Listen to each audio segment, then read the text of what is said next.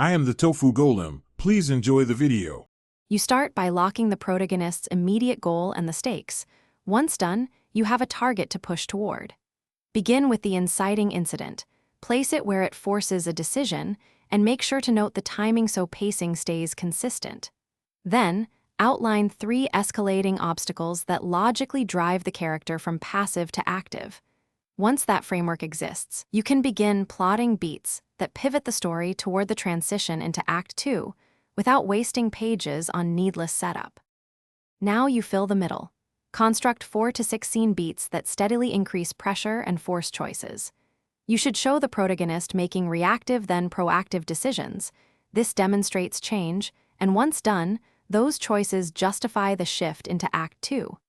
Introduce a complicating secondary goal or deepen the antagonist's plan so the stakes expand. Make sure to link each beat causally.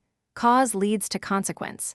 And pace scenes so tension accumulates rather than stalling, which keeps momentum. You complete the transition by staging a decisive midpoint decision or event that leaves no comfortable return to Act 1.